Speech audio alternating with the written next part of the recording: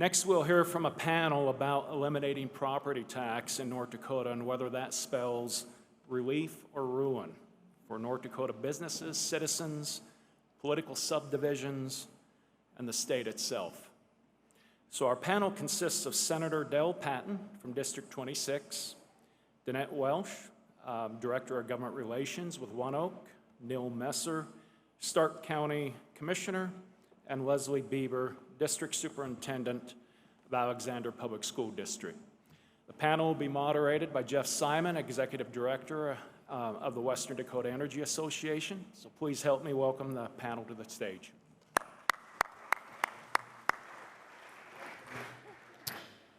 Thank you for that intro, Brent. We've got quite a distinguished group up here on stage, and I kind of want to give you a little bit of an intro of what we're going to talk about to begin this thing. As Brent mentioned in the intro, I'm Geoff Simon, Executive Director of the Western Dakota Energy Association. And our organization, maybe a little bit unlike the name, we actually represent cities, counties, and school districts out here in the oil patch. And I'm a registered lobbyist. That's a good thing, by the way. Lobbyists are good people. They're the ones that you hire to protect you from the people you elect, So, my primary responsibility as a lobbyist is to defend, really, the revenue that you pay to the state that comes back to support cities, counties, schools, law enforcement, roads, all the stuff that local governments and schools do. That's my primary responsibility, is making sure that that share of revenue comes back. You get a portion of that tax revenue. That's why the industry pays it. I didn't ever imagine that I'd be put in a position of defending the property tax that these folks collect. But for those unfamiliar with it, we have an issue on the ballot this year. It's going to be Measure 4. And the measure would effectively prohibit local governments and school districts from taxing property based on its valuation. And it's a little bit frightening. I kind of characterize, the November election ballot. Aside from the presidential election, I believe this is the most important issue that's facing voters in North Dakota this year. Can I just do a little bit of a poll, though, first? Who in here enjoys paying property taxes? Get the mental health professional over here, right? Yeah. No, you know why people have such angst about their property taxes? It's because you get a property tax statement in the mail, right? You know exactly how much you pay. And, I make that point to people. I ask them, so do you know how much you paid in sales taxes last year?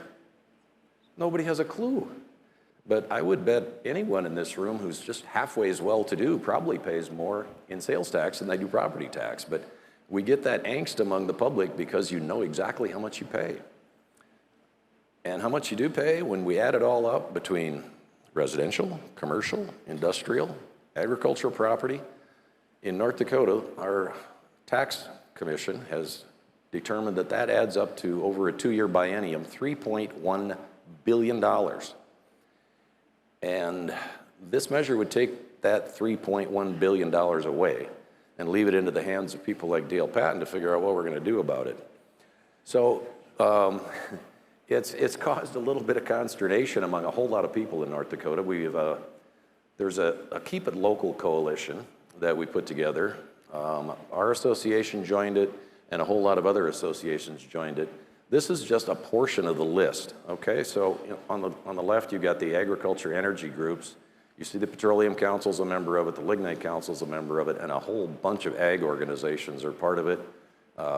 Utilities, cooperatives, I think you can read it, it's large enough. And on the right are a lot of the associations like ours that represent various groups of local government, or, it's primarily a local government list there on the right. But in addition to those groups, we have chambers of commerce, real estate groups, public safety groups, law enforcement, firefighters, education groups, the Council of Educational Leaders, that's all the administrators in the state, the School Boards Association. North Dakota United represents teachers and healthcare organizations. All those organizations have joined this Keep It Local coalition to try to make the public aware of, the real concerns that we have about the measure. On the tables, by the way, you'll find a a brochure for Keep It Local. On the back is an eye test. That's the list of the members of the coalition now, which now consists of more than 100 organizations. So take a look at that. So we've got our distinguished panel here, and we're going to talk just a little bit about, you know, the implications of what happens if this measure should pass. And I'm going to start with you, Senator Patten.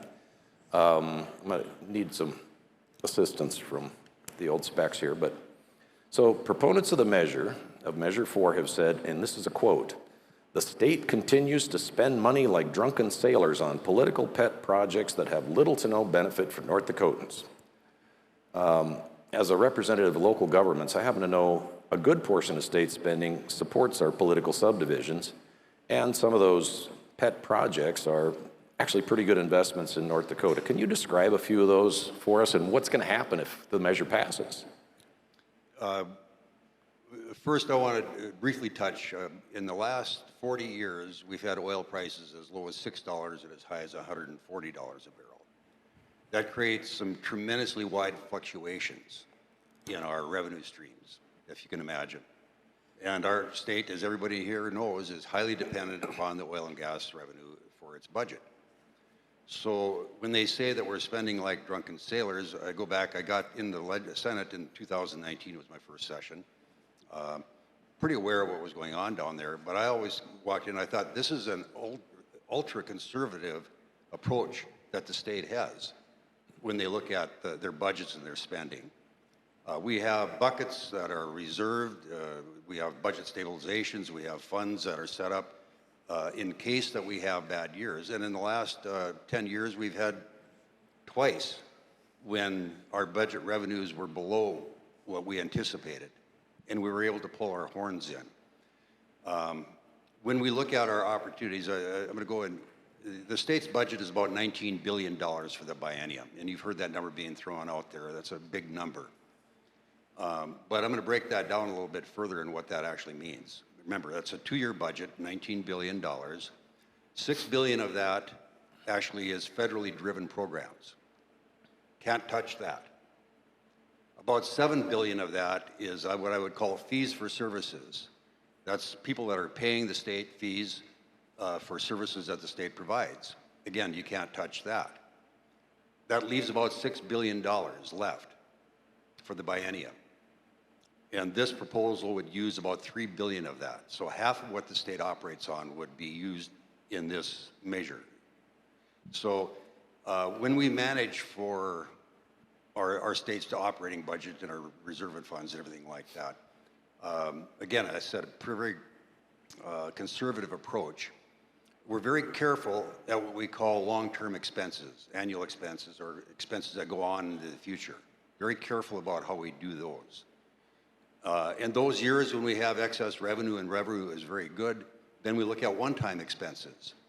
And when they talk about spending on programs like Drunken Sailors, by far, the two dominant areas that we look at is investments in energy and agriculture, our two biggest industries. And I'm a little bit surprised that they feel that we should not support those two industries. We've got quite a few different programs, but very few of them are ongoing in the manner that they require a fixed dollar amount over a long period of time. We look at them and they say, this is a year when we have good revenues for the state, and we're going to fund some of these programs. But they are not going to take commitments for a 10 or a 20-year period. Right. This particular measure is a financial commitment on the state in perpetuity because it goes into the Constitution. In order to change it, it would take another initiated measure to pull it back out. So it is a hard dollar fixed cost regardless of the revenue streams that we get coming in. It goes out every year. So one of the largest items in the general fund budget, I happen to know, is the K-12 foundation aid formula to public school districts. That, in this current biennium, I believe, is about $2.3 billion to support local schools.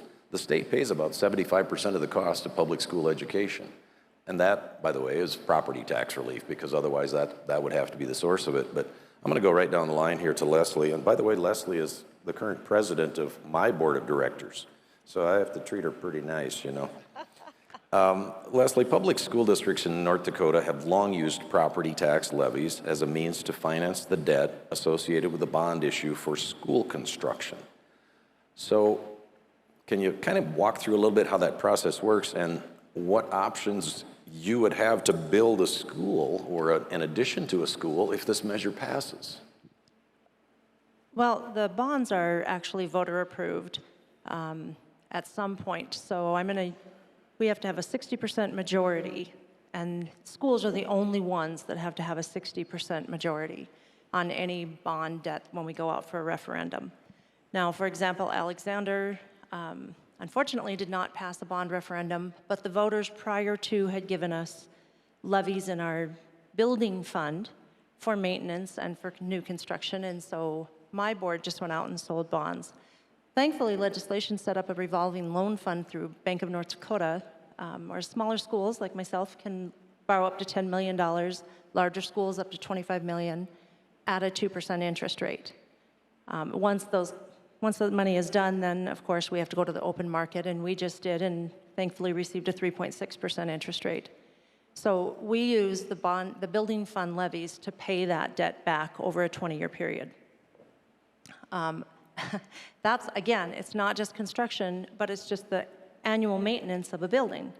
And right now, out of 4 districts in the state of North Dakota, they need $353 million to do their maintenance and construction. That does not include Alexander, but if you look at 162 districts, you're looking at an additional $1.2 billion that is needed on top of the 3.1 right now. And that's, again, for maintenance and for new construction. So Alexander, 15 years ago, 16 years now, was 48 students preschool through 12, and now we're over 323. And so when we continue to see that growth, just over the last 5 years, we've continued 30% more, hence the need for another construction project. I'm going to stand in line, Alexander, North Dakota, is going to stand in line next to Fargo and next to Bismarck and put my hand out and say, this is the needs, this is what I need, not only to build, but again, for maintenance. And that's where that equity is going to break down in education. It's already broken down in those that haven't been able to maintain their building, and so legislation knows that they need to look at that as well. But as we continue, and again, Alexander stands in line against Fargo, although I know Dale would vote in our favor, legislation has to make decisions best for the majority, and that's where rural schools and rural education is going to break down, and that's where your workforce is going to break down as well when we lose that equity. I'm just going to go right on down the line to Neal, and let's maybe stick to the subject of drunken sailors here, because, you know, when you really think about it, I mean, the issue proponents are raising is that the state is spending like drunken sailors, but your property tax levies are driven by the actions of local government. So, Neal, this is kind of a softball question. You're Stark County Commissioner based out of Dickinson. Tell us how you use property tax. I know you try to do it efficiently. Tell us about a budget session, what you go through, and, you know, some of the things that property tax supports in Stark County.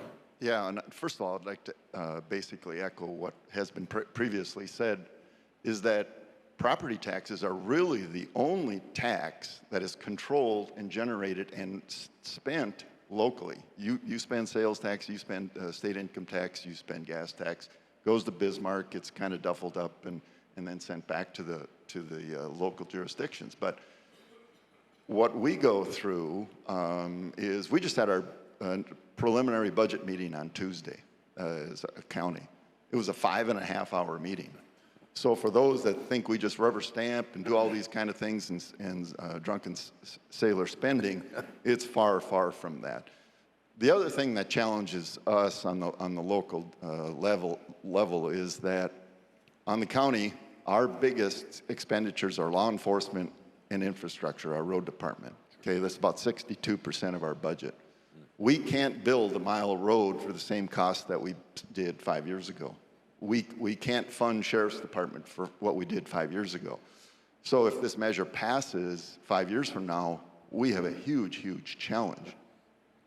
And this measure penalizes counties and political subs like ours. When I got elected in 2020, our general fund levy was $6.7 million to the property tax, okay? We've worked hard, we've done what we think is right, we've gotten some additional energy funds, but this year we just approved 5.5 million. So we're down 1.2 million in 4 years. This measure, if passed, is going to penalize us for being fiscally responsible $1.2 million every year.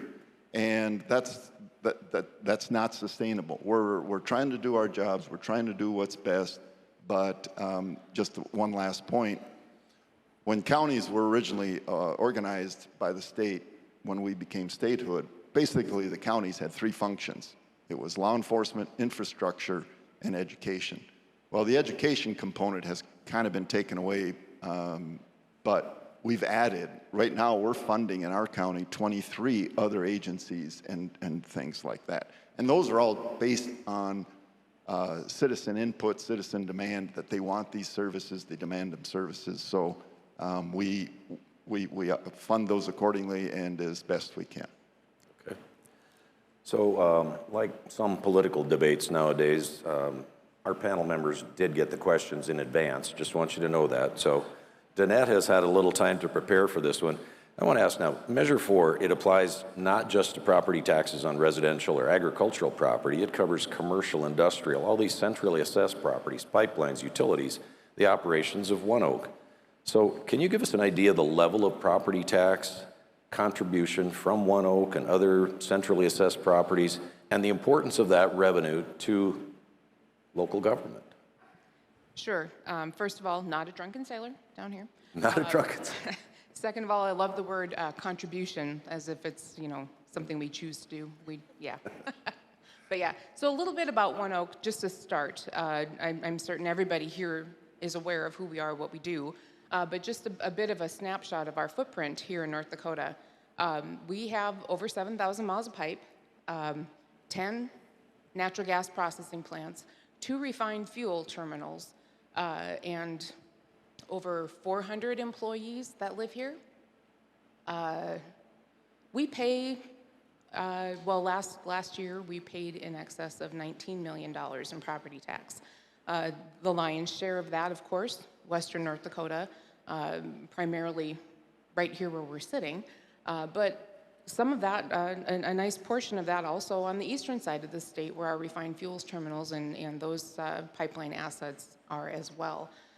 So yeah, $19 million in property tax, and I just learned a number yesterday from McKenzie County specifically that of all the property tax revenue for the county, ONEOK actually pays 19% of all of the property tax revenue for the county. So that was an eye-opening number for me, but I think it's a really important number considering the footprint we have here, including our employees. Interestingly, we're not alone in this, of course. All of the other midstream companies who are centrally assessed, like we are also big contributors to the economies in these areas. I do believe Hess is in the neighborhood of 13 million. Their asset footprint here. But as I look at the entire state, North Dakota has 53 counties. As I look across the state and the top taxpayers in each of those counties, you'd be surprised to know that I believe it's over half of the counties in North Dakota have a pipeline company as one of their top 3 taxpayers in their counties, property taxpayers. So our presence is really impactful, and I think that our contribution to the property tax system is very impactful and very necessary. We're going to stick with you, Danette, and go back to the Keep It Local Coalition. Now, you saw the list. The Petroleum Council is a member of that Keep It Local Coalition.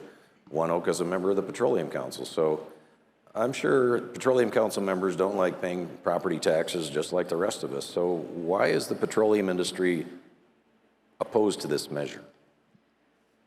So a big piece of this really comes down to our ability to attract and retain workforce. Our property taxes go to pay for the very infrastructure that creates a livable community, an enjoyable community for our employees. So if we're not contributing to that, we're not doing ourselves any service in terms of attracting and retaining good employees into our workforce. So while a lot of the producers aren't necessarily paying a direct property tax the way the centrally assessed midstream does, their contribution through the property, the in lieu of tax that they pay, all of that really goes to support all of those things. And without those kinds of services and infrastructure, we just could not be the industry that we are in North Dakota and provide the support and the success that we do. Yeah, I'm going to work my way, just kind of come back to Neal with this one. So Measure 4 would prohibit political subdivisions from levying a tax on the assessed value of real or personal property, except if there's an existing bond, you could use property taxes to pay that off. Now, Neal, I know you're not just a landowner. You're also engaged a little bit in the real estate business. So aside from valuation, can you maybe speculate on other ways that real estate might be taxed? Well, absolutely. I've kind of said since day one, could the political subs just talk about could we levy property on resident or tax on residential property based on square footage? Could we go on the ag property on a per acre basis? The industrial property, excuse me, on some kind of other formula? And that would be so complicated. It's still a tax, number one. And number two, the measure goes out and the proponents are saying, well, we're eliminating property taxes. They aren't. This does not eliminate property tax. It's a giant shift, like Senator Patten said, it's a giant shift to tax responsibility. And just to jump on Danelle's comment there, in my county, of the top 24 property taxpayers, only one of those bills gets sent to a 58601 zip code or a local Stark County zip code. The other 23 are all shipped in various functions. And that's going to change because the fourth or fifth largest taxpayer in our county was the ethanol plant over in Richardson, and they just got sold to a company out of Colorado. So now we're going to check the whole line and we're going to send all those bills, the top 23, out of state. And how are we going to make that up? How is the state going to make that up? And it was referenced a little bit where we'd have to get in line and try to fight for our funds. Well, in the southwestern part of the state, we don't have a lot of legislative responsibility. The Slope County chairman from his courthouse in Amadon, within 50 miles of his house, has access to 3 legislators. The chairman of the Cass County Commission, within 50 miles of his courthouse, has access to 36. And so let's be real, the leverage is going to be much better and much stronger where you have more legislative representation. So that's a challenge, and it has to be dealt with, and it's one of the reasons why this is a poorly written measure. Yeah, as you alluded, the measure simply says that the state will replace the revenue. But Leslie, to follow up on that and to kind of what you were talking about, the growth in your school district there in Alexander, this measure requires the state to replace the lost revenue at 2024 levels.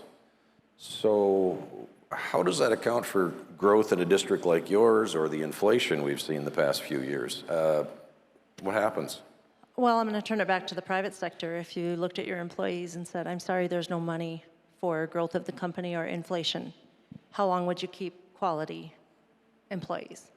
And it's not just, I'm going to add on to the growth. It's growth of what we teach. We're preparing our kids for technology that we have no idea what's ahead.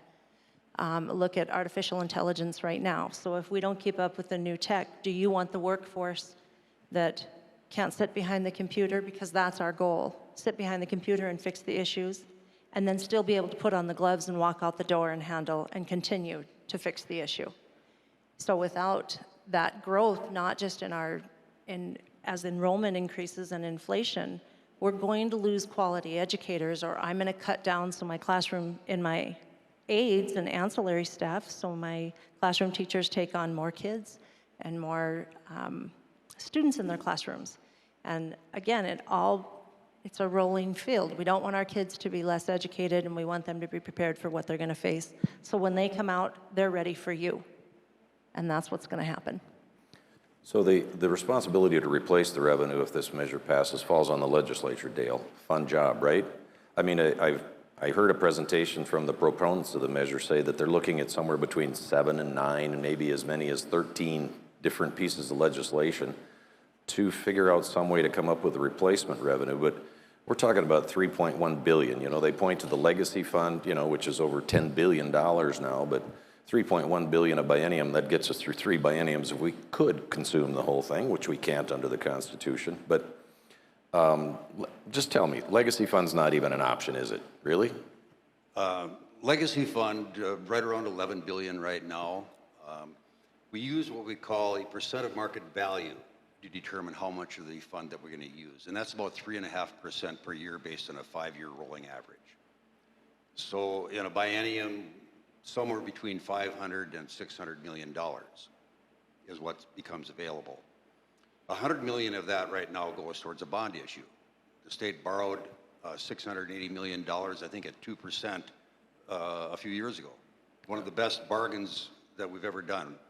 We're earning more in interest than we are paying on our bond, and we also got some infrastructure projects funded prior to the inflation factor. So it was a win-win from those aspects. We put $100 million into the highway fund. And we've used about 225, I think, for tax relief already. And so effectively, we could probably come up with somewhere between 150 and $200 million out of the legacy fund. I always say when we look at the legacy fund earnings, what we do with it is a reflection of what the people have asked for. We use it to pay operating expenses for the state so that we don't have to levy taxes to do that. We use it for infrastructure projects that we'd have to levy taxes for in order to build. And some of it we put back into the legacy fund to increase the principal for the long term. I think that's a very prudent and it's a very smart way of managing the revenue streams that we have coming off of that. Just as a comment, and maybe Neal and Leslie could answer this one, but I know that the McKinsey County Commission just had their budget hearing for their budget here just recently. And I'm going to ask you guys, how many people do you think showed up for it? 0. If it was a critical issue on spending by the commission and everything like that, do you think there would be some interest in coming in and saying, why are you spending this level of money? So yeah, it was 0 people showed up. 0. It's 0, but if you want to put chickens in your backyard, they'll fill the whole room. So, So Dale, let's get back to that 7 to 9 to 13 bills things, because I think it's clear it would be utterly impossible to cut $3 billion in state spending. And, so the legislature, if this passes, would have to come up with other ways to raise or generate that revenue because somebody's going to have to pay these bills. We just can't cut that much. So what are we looking at? Higher income tax or higher sales tax or new ways to tax property? What do you think? So tell me, if our voting public comes into us and say they vote for this and they tell the legislature, we do not want to pay additional tax. And in the 2025 session, the first thing that we do is go in and, well, let's figure out some ways to raise some more taxes. I don't think that we're getting the message that that's what they want to have happen. So I would be surprised if we have any tax revenue generating bills that pass in the 2025 session. More than likely, we'll be burning up some of the reserve funds and so forth.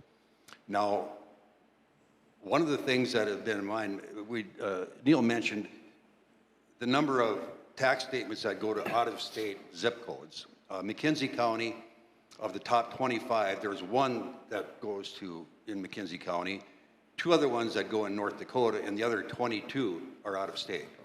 And that reflects 68% of our tax revenue, property tax revenue. So when we start looking at that, my brother in Iowa, who owns 2/4 of land back in Montreal County, he would get a tax relief, no taxes. Now, everybody else that's a non-resident landowner doesn't have to pay any tax, but we're supposed to raise revenue from some other sources, sales tax, income tax, whatever it is, or budget cuts. You know who that affects? The North Dakota residents.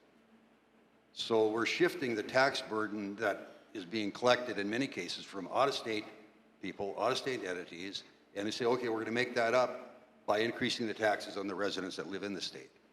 And we're going to say this is a good deal. Oh, by the way, I think Bill Gates owns land in North Dakota too, right? Yep. Yeah, okay. He is one of our non-resident. Yeah, just checking, yeah, okay. So Leslie, this is maybe something other than a softball, and Neal, you'll probably want to jump in on this one too, but, you know, as I alluded to earlier, the proponents have put the blame on the state for spending like drunken sailors. And if the legislature just, you know, eliminated all that unnecessary spending, we could make up the revenue that now comes from property taxes. But as we mentioned before, increases in property taxes are driven at the local level. Local spending, that's where it comes from. And by implication, that assumes that local governments are spending irresponsibly. Tell me, Leslie, what do you do to try to make your operation as efficient as possible and, you know, make prudent use of the tax dollars you do collect? Well, 75% of my budget is personnel. So it's pretty hard to look at a child, and I mean, I'm going to use the good old Catholic guilt that I was raised on, to look at a child and say, I'm sorry, but we don't want to pay our property taxes, as Danette alluded to, for the essentials, and therefore you don't receive a quality education. And how can you say you're squandering when 75% goes to quality teachers, quality support staff, quality food? I mean, I'm just looking at my cafeteria alone. Buy salads and berries because we're going all processed because I'm going to have to cut that kitchen in half. And that's what we're going to look at. So, you know, what are we fixing? What is this measure fixing? North Dakota was the top gross domestic product of the state, 6% higher than anyone else in the nation. So what has our legislation done for us? They've played it smart. We've put reserves in. We're going towards, what are they fixing? What's broken when we are the most successful state in the union right now? Neal, you want to pounce on that too? You kind of talked about, you've already reduced property taxes during your tenure there on the county commission. What else can you cut? Exactly, and I always say when I do these little forums is show up at my county commission meeting and tell me which sheriff's deputy you want me to cut, because that's what we have to do. It's the one that pulled you over, right? Yeah, the one that pulled me over, and I just did get pulled over recently. But which deputy are we going to? Because again, is there some inefficiency in political subs? Absolutely, but it's nothing close to what we're trying to do. And which road do you want to delay having serviced and maintained and those kind of things? Because I tell you, the people who are supporting this are the loudest ones when their snow doesn't get removed, right? And so we have to do the balance, and I think that's the key, is to figure out the balance, and I think the vast majority of these political subs do it. There's 3,100 political subs in the state. Most of them are townships, organized townships. I would say another offset of this would be that most of these townships would have to disorganize and just become wards of the county, because they wouldn't have the ability to function and do the jobs that they're doing. So, So Danette, we're going to get into the legal part of this, and I'm not sure you're a lawyer or anything like that. I'm not. I don't think any of us are lawyers, but there are some legal implications that come along with this measure, because the production and extraction taxes that the industry pays out here, the coal severance taxes that are paid under our statute are paid in lieu of property taxes. You pay those taxes instead of paying property taxes. So now, if this measure passes and you're paying a tax in lieu of a property tax, doesn't that tax also become prohibited? What is this? It seems like this is just litigation waiting to happen, maybe. So you're right, I'm not an attorney, and you probably want legal advice from me as much as you want medical advice, so we'll start with that. Okay. But I will say I have read the Constitution more than once, and actually more than once in the last couple of weeks even. Not being an attorney, I'm not going to point to anything specific in there, but Article 10, Section 4 or 5, there may be some things in there that people who are smarter than me and better trained might want to take a closer look at. I'd certainly never discourage anyone from taking a look at that should this measure pass, to see what kind of legal ground they may have to raise a challenge. Because the reality is we would be treating very similar classes of property very differently. And that is, I do believe, a problem. Yep. So maybe, Dale, you want to pounce on top of that one too, because, I mean, oil tax revenue generates more than half of state general fund revenue. And now we're going to have a lawsuit to challenge the validity of that, perhaps? I mean, what do you think? Most people here realize that we have actually two taxes that we levy on the industry. The oil extraction tax at 5%, of which most of that revenue goes to fund state programs. And then there's the gross production tax, which is also 5%, which is what's shared with the local political subdivisions. Historically, when the legislature back, I believe in the 50s, they took away the local political subdivisions' ability to levy property tax on oil wells. They did it as the gross production tax. And that's why it's called a payment in lieu of property tax. I would guess that there will be some oil company attorneys will take a look at that, because as you all know, this isn't a tax on income, this is a tax on revenue. Yes. So I'm going to jump over to Neal again. This amends other parts of the Constitution, and maybe you don't want to go into this too much, but there are also provisions in there that actually lower the existing debt limits for political subdivisions.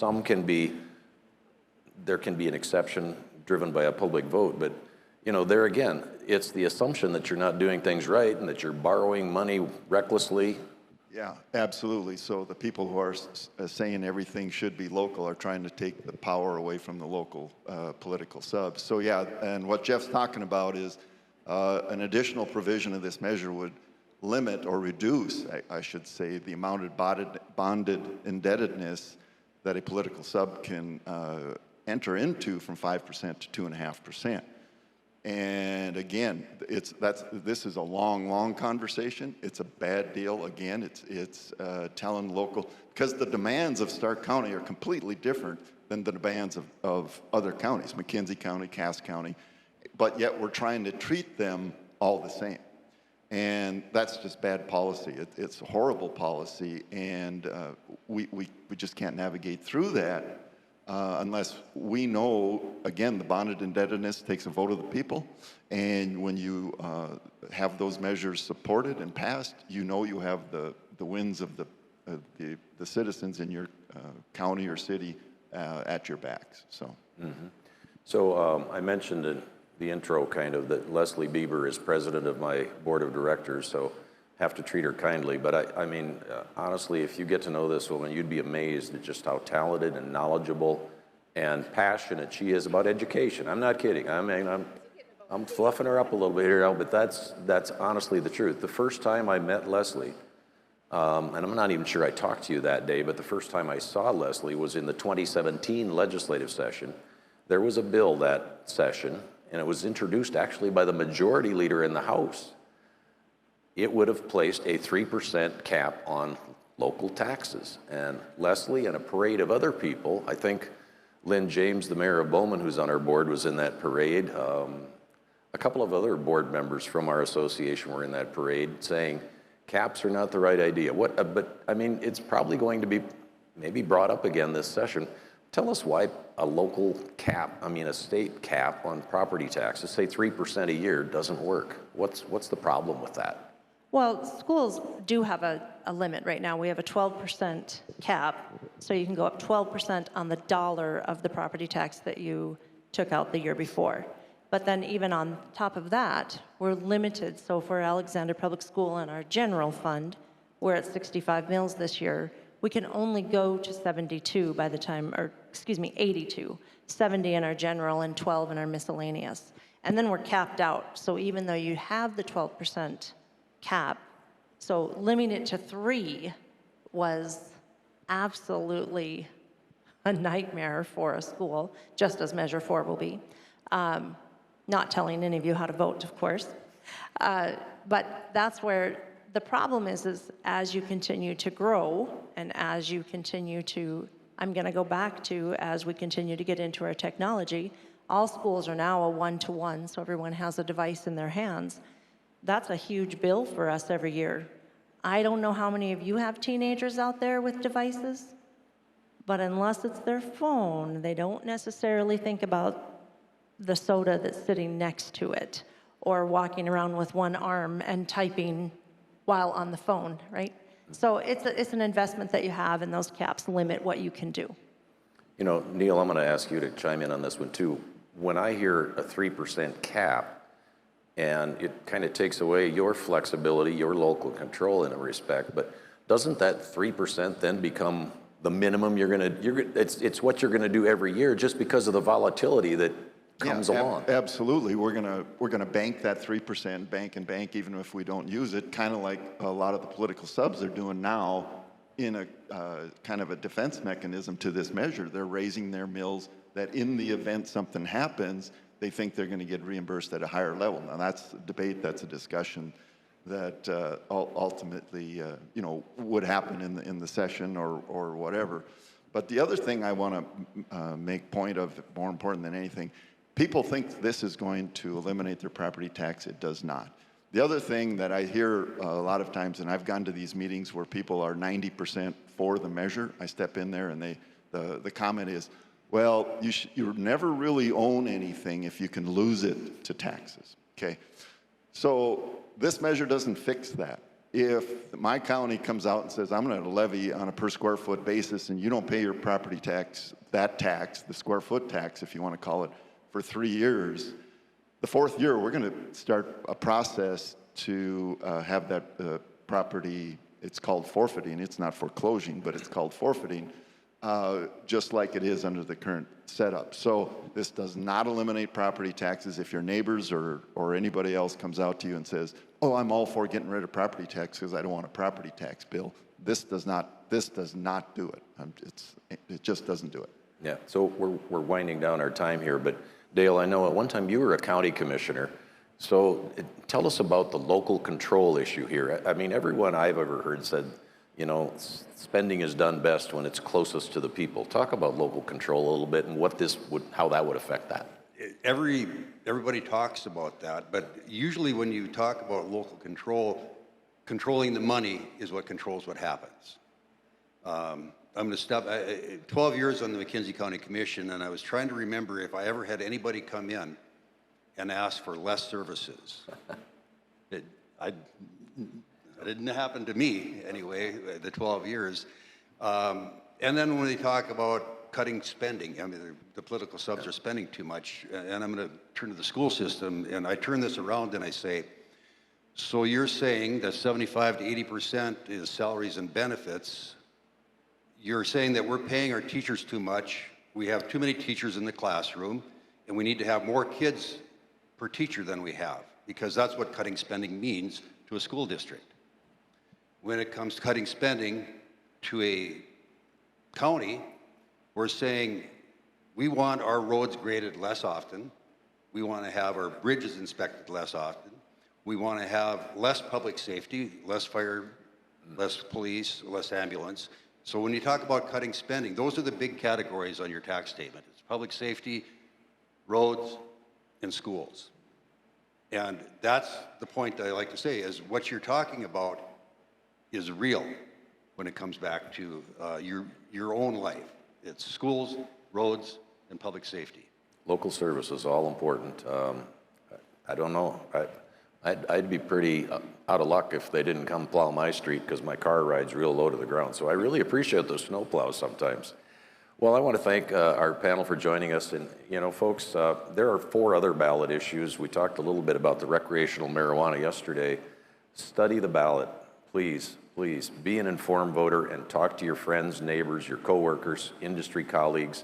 Let them know. There's a website for the Keep It Local Coalition. It's pretty easy to Google it, and there are other, you know, kind of facts and FAQs, as we call them, out there.